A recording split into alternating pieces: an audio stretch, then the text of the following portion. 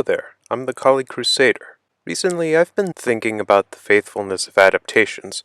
Oftentimes, I've seen people argue that an adaptation should be 100% faithful to the source material as a requirement for the adaptation to be good. On a subjective level, I can see why this might be the case. Let's say you have a book that you adore, and perhaps you want to see it on the silver screen one day. However, when that movie or trilogy comes out, they're not 100% faithful. I think it's understandable to be frustrated at that. You can even extend this idea to just accuracy in general. A scientist that studies black holes probably won't like how they're portrayed in Treasure Planet. A medievalist may not like how armor is no different from paper in most fantasy or even historical movies. I will agree that a film can benefit by being more realistic and accurate in terms of how certain things are portrayed. However, if a film flounders a bit with its realism or isn't 100% faithful, should that automatically disqualify it from being objectively good? Side note, I do have a short hot take. I believe if you are making an adaptation, you should aim to be as faithful to the source material as possible if you're doing a more direct adaptation. For instance, if you're doing an adaptation of, say, The Little Mermaid and you plan on hitting some of the major plot points, be a bit more faithful and make changes that are justified.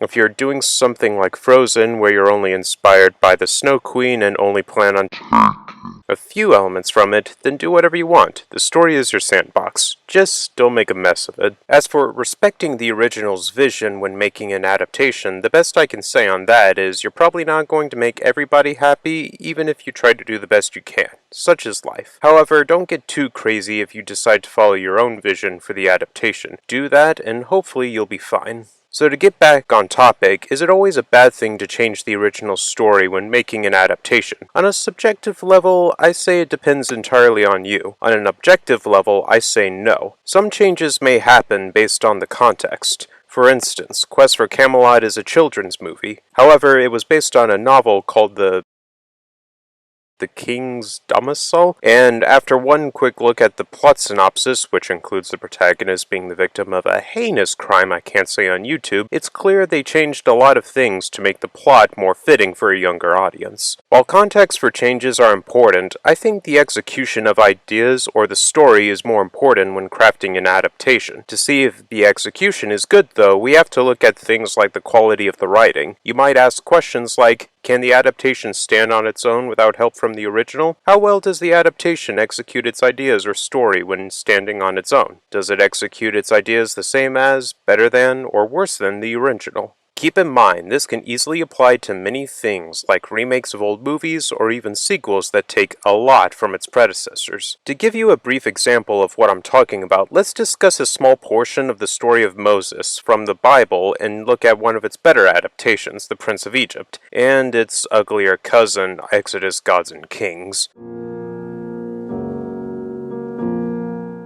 According to the Bible story, the Pharaoh orders the Hebrews to be enslaved since they are growing too numerous, and he fears they could potentially fight the Egyptians. He also orders the execution of any Hebrew boy that's born. Moses' mother tries to protect Moses by hiding him for 3 months before hiding him in a basket among some reeds. After he's discovered by the Pharaoh's daughter, his mother nurses him for a time before she has to take him back. In The Prince of Egypt, this is slightly altered. The only difference we see is in the mother's role. The mother intends to keep Moses alive and sends him down the river to protect him. However, Moses never sees her or interacts with her after he is sent on his way. This isn't 100% faithful to the original story, but it still accomplishes the same idea. Moses' mother wanted to protect her son from the massacre Pharaoh had ordered for essentially the same reasons we see in the Bible. The Hebrews grew too numerous. They might have risen against us. The movie probably deviated from the original in favor of a more emotional gut punch. Overall, though, the execution is still sound, which is one of the many reasons why I think The Prince of Egypt is a great movie. No matter your beliefs, you should check it out. Now, how does Exodus, Gods and Kings handle this? Keep in mind, I haven't seen the movie in a long time and I don't intend to see it again. However, I did do some research about the plot and managed to find a script. If I'm missing any information or context, feel free to write a comment and discuss. So, in this film, there's a prophecy that says a leader would be born to liberate the Hebrews. The Pharaoh orders the firstborn Hebrew boys to be executed, and Moses' parents send him away to Pharaoh's daughter to be protected.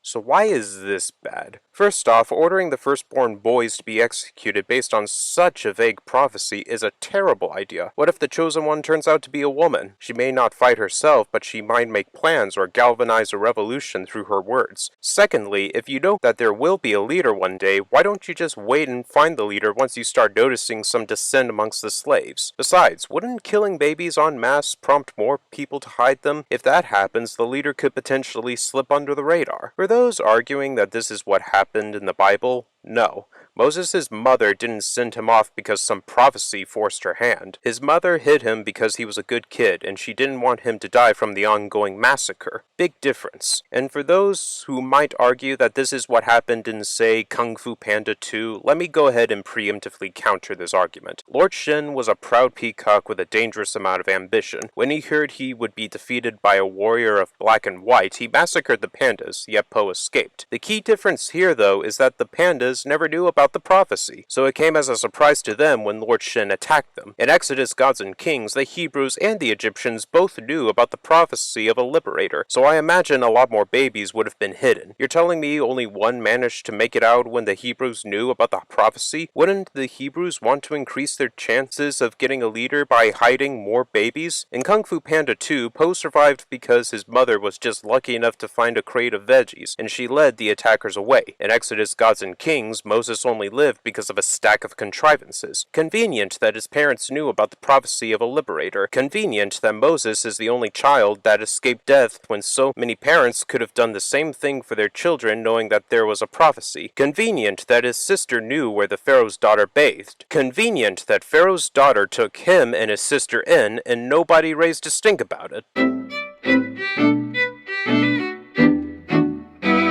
And this brings me to my third point. Why did nobody in the movie ask where the Pharaoh's daughter got Moses? The movie says she didn't tell anyone he was a Hebrew, so what did she tell people? Did she say he popped out of the mouth of a crocodile or something? This nugget of information raises so many questions. And finally, in the Bible, and even in the Prince of Egypt, the Pharaoh comes to a logical conclusion that the rising number of Hebrews might be a potential danger. In ancient warfare, men would be far more likely to fight more so than women.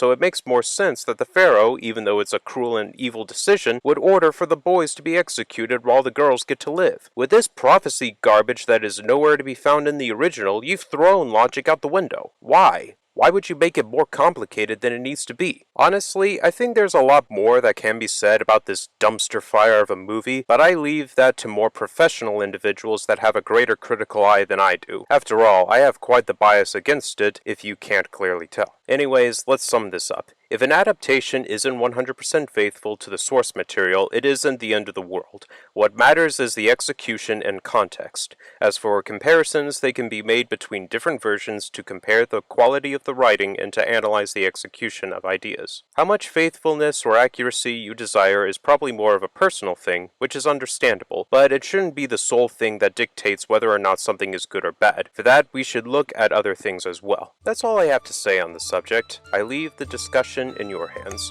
Farewell, and take care, everyone. And seriously, check out The Prince of Egypt. You won't be disappointed. Do it.